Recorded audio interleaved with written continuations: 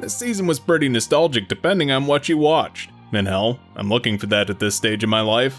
But spoilers, from what I nabbed, there wasn't a ton of bad in the bunch this spring. So to clarify, this is my follow-up to my preview. If a show wasn't in that, it won't be in here. But I'm breaking down what I liked, thought was okay, and just plain sucked in spring 2025. And if you want to hear some more garbage takes from your resident dumpster diver, feel free to subscribe. I primarily talk about seasonal anime and light novels on this channel. So with that, let's go ahead and get into it. We're top heavy in the shows I thought were good this season, because honestly, there was just a ton that stood out. Oh, and it's not all follow-ups like Winter was for once. Really happy about that. These are the shows I'm saying you should check out of everything I watched this go around. And the fact we have so many in a ton of different genres should speak to just how good spring was. So, let's break them down.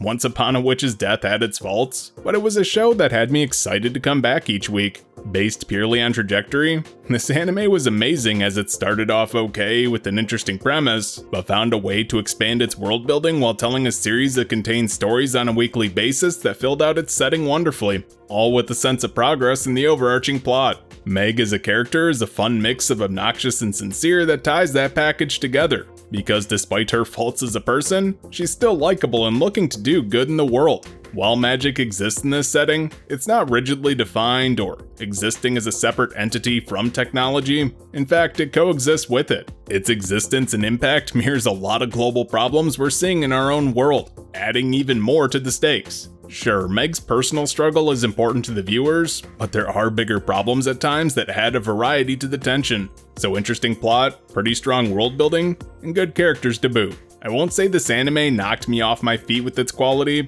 but the strong story and world mixed with competent animation and a likable cast brought a lot to the table for a fairly complete meal. While not my favorite show this season, it certainly left a positive impact, and one you should check out.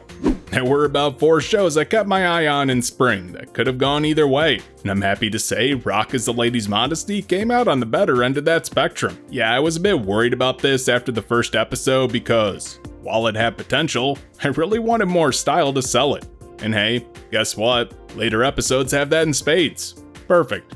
This isn't your typical girls band anime, as it's not trying to be cute. This is crass and embodies the rocker lifestyle juxtaposed with the refined lady aspect. The core cast brings energy, humor, and strong banter that kept me engaged with their life struggles outside the whole band thing. And that's on top of the bold step to do instrumental music, which sets this series apart as well. That allows for the interplay between band members to shine, as each performance sounds like a battle for dominance on stage. Sometimes exactly what that sounds like too. Tying those moments together is believable character drama between members, anxiety about fitting in, balancing the secret rocker lifestyle with their family appearances, and even trying to meet expectations of others. Yeah, there's a lot of pressure put on these girls. And while I'm not the biggest fan of the CG music scenes, the models here aren't the worst. Hell, while not girls band cry levels of expressive, they are putting in an effort. Overall, this series stood out as exemplified emotional relief, because seeing these girls go all out to rid their pent-up stress while making some pretty solid music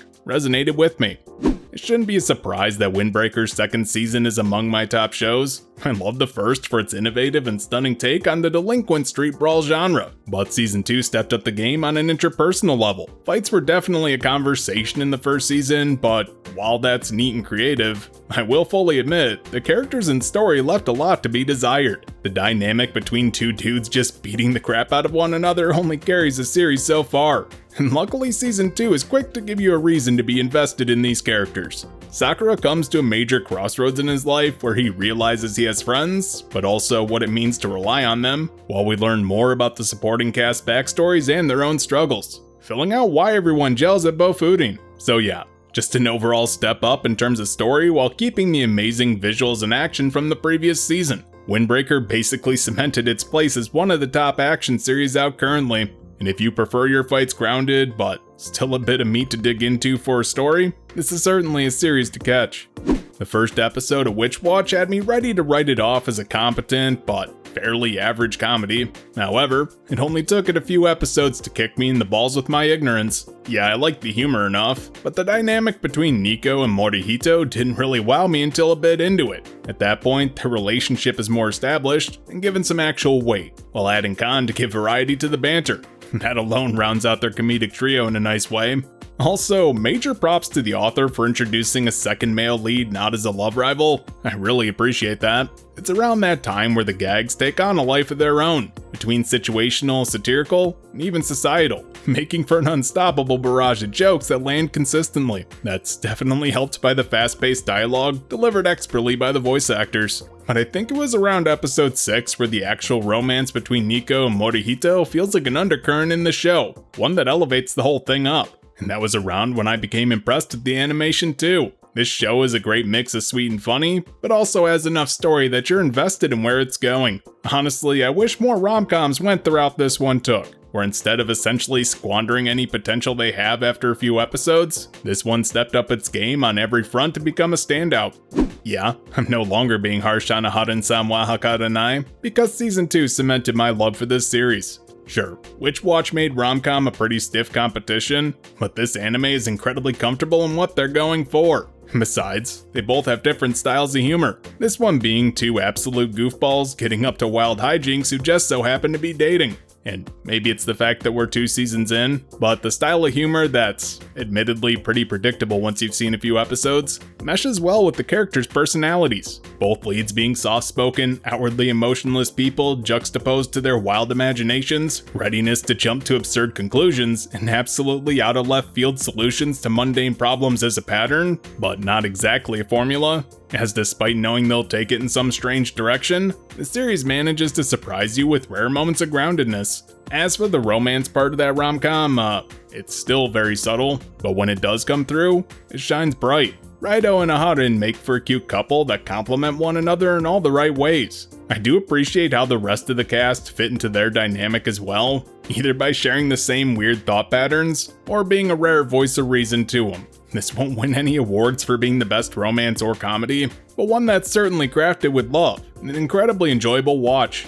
Yeah, call me a basic bitch if you want, but My Hero Academia Vigilantes was great. If you're not a fan of My Hero Academia, I don't think you'll get a ton out of this, but while it's a side story that's related, it does manage to break out and do its own thing. The fact we're dealing with street-level vigilantes gives this a more grounded feel. Well, as grounded as superheroes can get, I guess. The stakes are high for our main characters, but not world-ending like the main series, so it can tell a tighter packed narrative while focusing on characters who otherwise wouldn't be an afterthought in the main story. Honestly, I think this does a better job exploring what a superpowered society would function like than the main one, because this deals with mostly average people and not aspiring heroes or supervillains. Yeah, you don't get what having a lame quirk looks like in UA because everyone there has already been selected for having the best one. But aside from that more interesting detail, the story here being about illicit drugs, a supervillain distributing them behind the scenes without getting involved directly, and how that impacts the daily lives of normal people makes for a solid mystery with action elements. And that's certainly helped by some nice animation and style. This is probably the best sort of spin-off a series like My Hero Academia could get, one that takes the setting and goes in a different direction with it, so it's caught my attention for sure. Definitely check it out.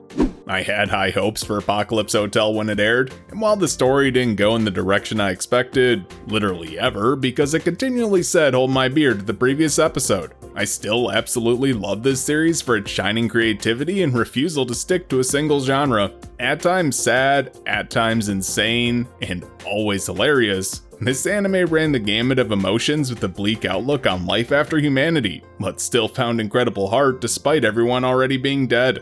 Yeah, not really a spoiler, but aliens visit centuries down the line and reshape how Gingado does business. Packed with references, homages, and zany hijinks, it was never a dull moment watching this show. It took what should have been a pretty somber and depressing story in an unexpected direction on a weekly basis. From inexplicable alien sandworms, Avengers knockoffs, and even hiding a dead body from an interstellar detective. And despite how off the wall things got, the core cast's quick wit and adaptability still kept the series feeling coherent. Yet as the show went on and the regular alien cast aged, it gives a bittersweet sense of continuity. Yes, this show isn't about the status quo, but moving forward even at what seems like the end of the line. Tying that package together was amazing animation from Sai Games that was expressive and innovative to pack personality in what could have easily been, pardon the pun, a pretty robotic cast. I really enjoyed this anime, if you couldn't tell, because it was one of the more original projects I've seen lately, so definitely check it out. The best surprise this season was how Ninkoro met my expectations. I loved the first episode for its irreverent dark humor, and it expanded on that with greater depth. Not by going beyond it, but finding new ways to be depressingly funny. This is a classic Shaft anime released in modern day. So, if you have an aversion to random ecchi shots or fan service with zero context or purpose, be forewarned. Where most shows around assassins these days focus on them retiring or trying to live normal lives, our two leads are active and don't really give a shit about killing people for money. They're not good people in the first place, and watching them outside of work cements their shallow personalities and skewed perspectives. That makes for a comedic gap between expectations and outcomes, between them unceremoniously off-screening a ninja trying to kill them, inadvertently ruining someone's life, or falling into thirst trap content or trolling when looking for a hobby. This anime races down the road you really wish it wouldn't to comedic effect. Packed with a heavy dose of Yuri baiting, and sometimes just actual Yuri, this feels tailor-made for me and I fucking love it. Hell, even when the show drops the comedy to just be depressing, it works as a weird reminder that this show is a dark comedy. Emphasis on the dark. Clearly, as they help one of their acquaintances look for a friend they just killed. Messed up in kind of a beautiful sense. Animation was surprisingly solid for a series that could have gotten away with being incredibly simplistic, but the staff went hard on the action scenes, and even used some of that tried and tested Shaft magic to give some visual flair. Yeah, like I said, this show pretty much fits my sensibilities in anime, so obviously I'm gonna recommend it. It's gonna sound kinda weird when I clearly liked the first season of Go Go Loser Ranger, but the second season actually makes this an anime worth watching. Now that we're past the setup crap of the Ranger selection test and into the meat of the story and world, I feel like I finally arrived at the real anime, if that makes sense. We get that the Rangers aren't great in the first season, but season 2 explores them and the monsters' deep lore while telling an engaging narrative at the same time. There's mysteries abound between the missing boss monsters, what secrets the Rangers are actually hiding, and a new breed of monsters showing up and wreaking havoc. All while the Ranger Force comes under scrutiny for a clearly authoritarian bent to the point that no amount of PR could possibly save them. And hey, the animation kept the same level of quality from the first one, so still looks incredibly nice. I want to say it feels like the story is climaxing early here, but I also get the impression that this series is just getting started, and I'm definitely excited to see where it goes from here. Well, you've made it to the middle of the pack. While there was plenty of good this season, there's equally, if not more, that were just okay. These upcoming entries are still watchable or usually even enjoyable, but just had something that held them back from greatness. Basically, these are my conditional recommendations, so let's take a look. I doubt this will be a surprise, but taking a month-long break before releasing the 4th episode sorta killed my enthusiasm for I'm the evil lord of an intergalactic empire, and what killed it further was the slow pace, as it spends entirely too long on the dude getting to the point that he's even doing lord shit, let alone evil. That said, in terms of isekai, it's still a better series based purely on the fact that it didn't do the usual medieval fantasy world shtick. At the end of the day though, the anime is still a fairly bog-standard comedy-focused isekai with a decent amount of fan service, a dude who's a mixture between Ainz and Shadow, and dumb lucks his way into improving his station in life by trusting his AI robot maid and guardian angel dog thing. Yeah, it's entertaining, but it didn't strike me as really breaking the mold a ton aside from the aforementioned sci-fi setting. Animation isn't standout, the core cast are fairly forgettable, and my biggest complaint I guess would be that I wanted the guy to play a bigger role in the earlier parts of the series as an antagonistic force. You know, at least give me something besides this episode he's learning swordsmanship from a fraud, and this episode he's rebuilding his family's robot from the ground up. Honestly, my bar for isekai is pretty low these days, and despite my minor complaints, it still cleared it to make an otherwise entertaining watch, if not a bit predictable. So check it out if you're actually looking for more isekai. Can a boy-girl friendship survive stumbled pretty early on, and didn't really make a full recovery. In terms of premise, the two leads have good chemistry. I like Himari and Yu's banter, and their relationship is understandably at a standstill because of their personal histories, specific friendship dynamic, and general stubbornness on their parts. My issue is, that would be enough impetus to carry this anime through a 12-episode run by itself. They have feelings for one another, and reasons why they can't act on them. Yet it didn't seem to get the memo, and introduced a ton of needless drama that's meant to force their issues to crop up more, leading to them butting heads and multiple pointless arguments that go nowhere, which more just comes off as distractions to whether Yu and Himari will ever confess their love. But we're not done yet, because you've got a childhood crush coming back to make a love triangle. I can't believe this isn't Yaoi older brother somehow not making it a love rectangle, and an obnoxious friend stirring the pot for no fucking reason besides he feels like it. Oh, I guess it's to support his childhood friend who's Yu's childhood crush. Small world, I guess. Yeah, drama as far as the eye can see and not a lick of it's believable. Why? Because we know for a fact that Yu and Himari have feelings for one another, and all of that drama doesn't undermine that core aspect to actually raise the tension of the series. JC's staff definitely didn't bring their A game when making this one, because not just is the animation quality lacking, but the direction is pretty uninspired too. Overall, a disappointing entry for what could have been a pretty good rom-com, but since it's just lacking punch, it ends up middle of the road. I want to take a moment to recognize that I'm being nice by putting The Dinner Table Detective as just an okay show in my seasonal rankings. Most other reviewers probably don't share my sentiment, but this show plays at my particular sense of humor enough that I'm being incredibly lenient. Why not? While being fast-paced and silly despite its morbid topic, I found this charming more than anything, which is kind of a surprise. Most would consider it stupid and inconsequential and just write it off at that. But I view this as a trashy mystery series that's not taking itself seriously at all, pretty much highlighted by the fact that the core cast spends their time goofing off on the case, all for the butler to solve whatever crime after just hearing a few details from his boss after dinner. Yeah, did I mention fast-paced? Because arcs in this last maybe an episode or two before wrapping up, sometimes in the middle of one. Why not? So there's not a ton of investment in the first place. The jokes are on the stupid side, mostly lapsing into Miyano bouncing between Light Yagami and Rintaro Okabe on a dime, and reactions from the main girl as she's stuck dealing with his bullshit and her butler's verbal abuse, which is at least funny to me. I'm not gonna pretend this show is amazing, but considering it's a comedy mystery anime done by Madhouse with a cast that's having a blast, I found it enjoyable enough. So if you want a lighter serving in the mystery department, this is worth checking out. Lazarus fell into a strange place, as overall it's probably the most disappointing anime out of spring. It had the potential to be amazing, and I fully anticipated loving this series, but it never really manifested that. However, on the flip side, that also doesn't mean it was a bad show. Based on the premise and staff, I came in hoping for essentially the perfect anime, as it had Cowboy Bebop mixed with Suicide Squad vibes in the first episode. After just a few though, I realized we were getting a fairly fun action chase flick full of characters not sweating the impending apocalypse. It has a strong character-driven story, potent and topical themes, and all in a fairly beautiful package too. My actual issue, and why I'm just ranking it as mid, is the story is a bit meandering when it desperately needs a strong story beat a few episodes in to nail a sense of progress. Yeah, they're chasing Skinner, but finding this dude is a nebulous goal that lacks checkpoints.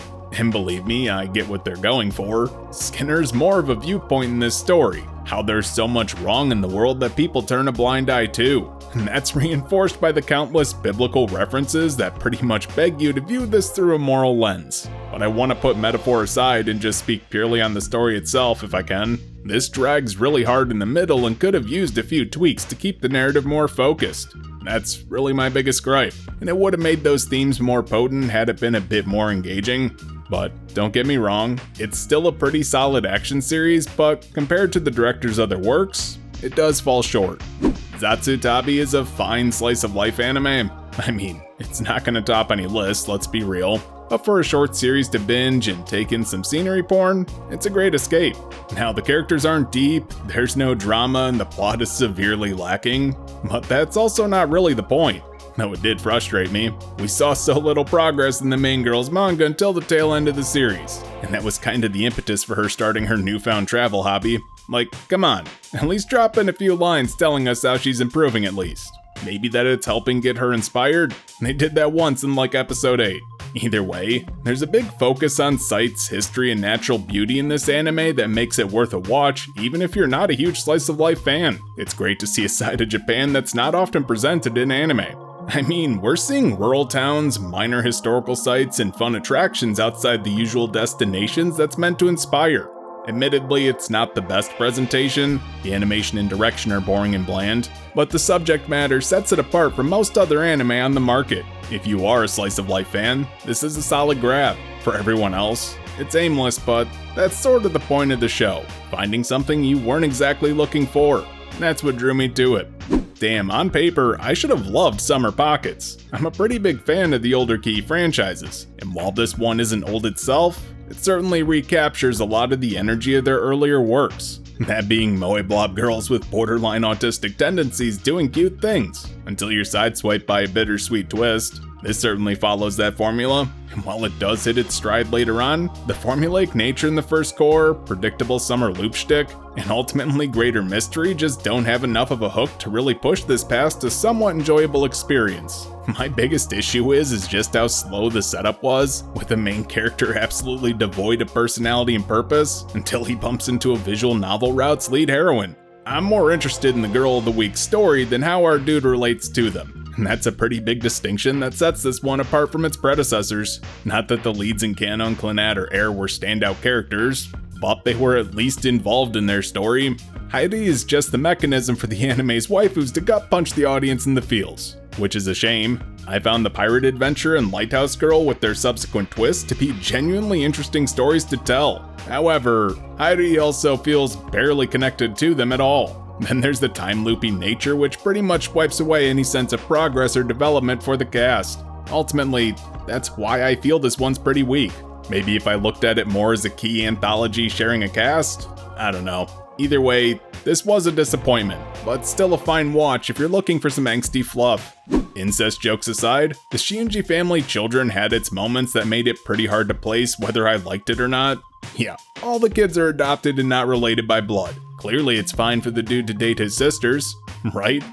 No, and he doesn't even consider it, despite all of them having a change of heart apparently.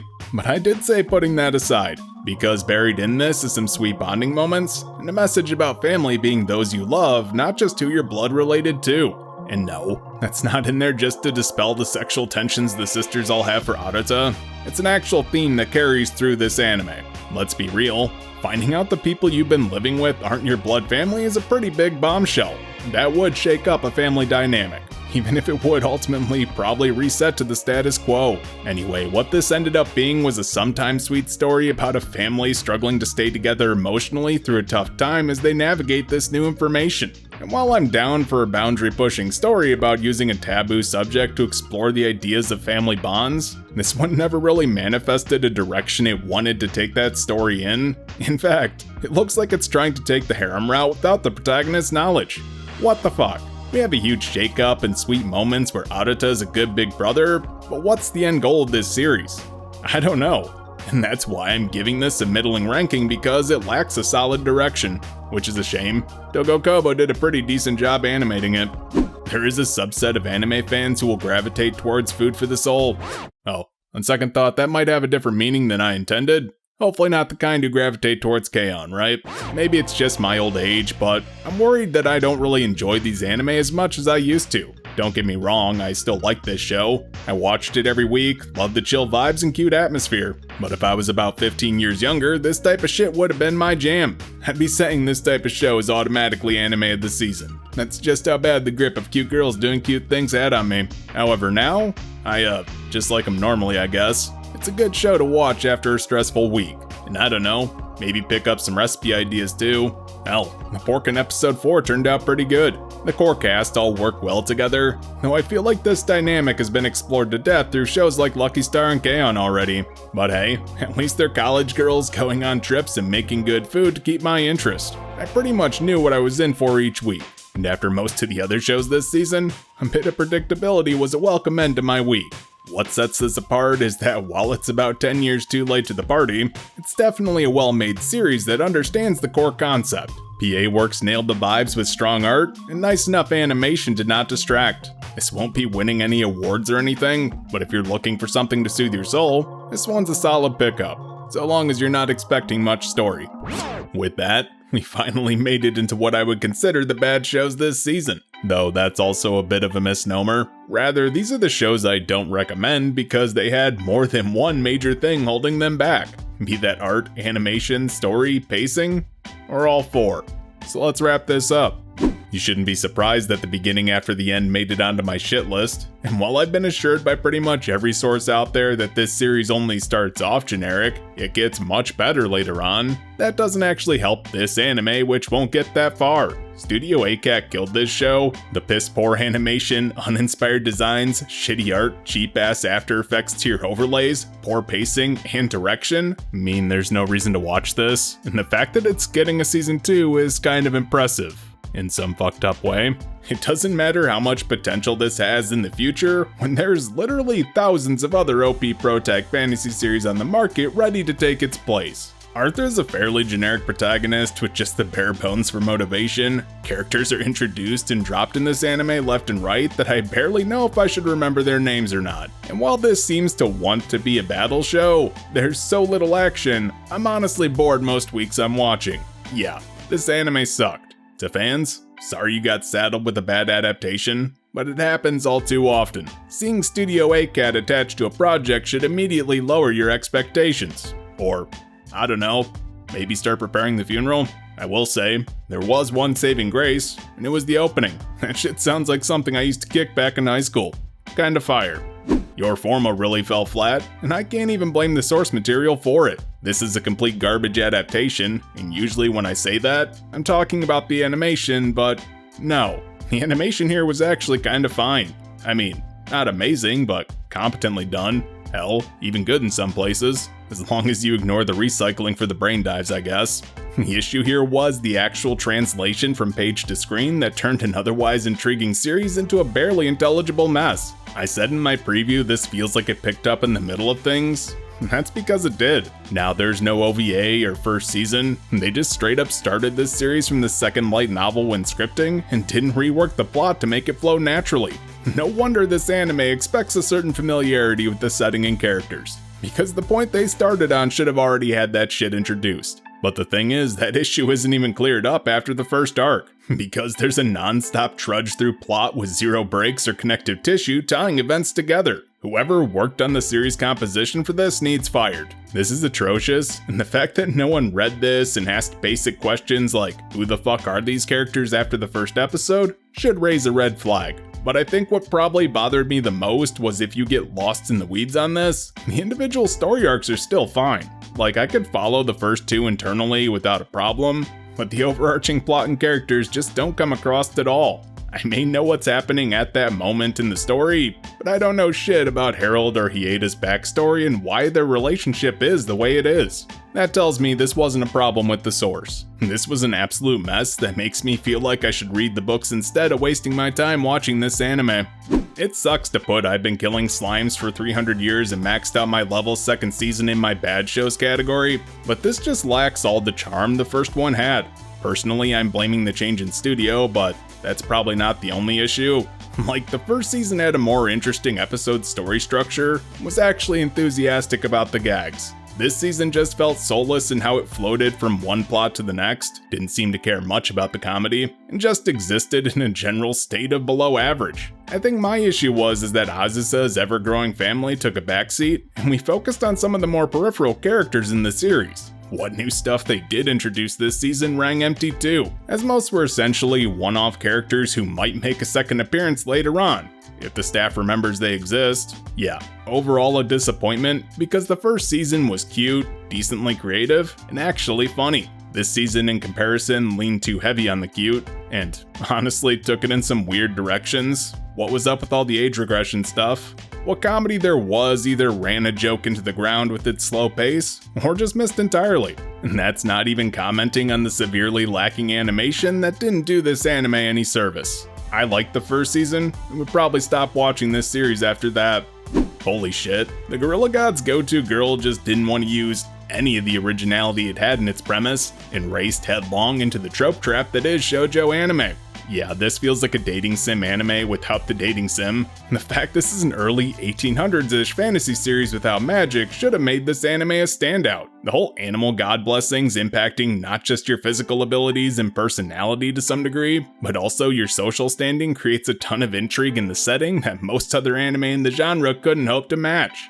However, don't worry about it. That's mostly just so our girl can feel embarrassed about being super strong. The story is one of the more competent things in this, as it sets up Sophia's night training well and how that affects her school life between a bully redemption arc and terrorists targeting her, but unfortunately the romance was the main draw and terribly cliched. The fact she immediately has 3 hot dudes in love with her when the main love interest barely has a reason to develop feelings for her in the first place reeks of first pass material. The conversations generally go nowhere, and the series undercuts any romantic or dramatic tension constantly for jokes to its own detriment. I'm upset this anime could have been something special, and instead dove headlong into cliches, which is pretty damn sad. And you know, the obligatory mention of how bad the animation is, well, I guess that's not fair. It's not that it's bad, it just doesn't look good, or interesting, or well done. This isn't even like other shoujo fantasy romance on the market, more like the generic ones used for backdrops in shoujo rom-coms, so it's extra bad. And that's it. Spring's come to a close with not too many bad shows clogging up the works. Overall, this was a pretty great season, especially coming off the heels of the past few. We had awesome sci-fi, inventive comedy, solid romance, great action, and a fair amount of mystery to keep me engaged. But tell me your thoughts down below. I couldn't watch everything this season, obviously, so what were your favorites that I missed? I'd love to hear them. For now though, hey, you made it to the end of the video. Don't forget to like, comment, subscribe, share, and do all the other YouTube stuff to help the channel grow. You can also join my Discord with the link down in the description, and if you really want to support me, you can head on over to my Patreon or join my channel memberships. And speaking of supporters, I'd like to give a special thanks to JMonth33A, Pokeflute, Robin DBL, Tristan, and Vonstrom for their continued support. Thanks for watching.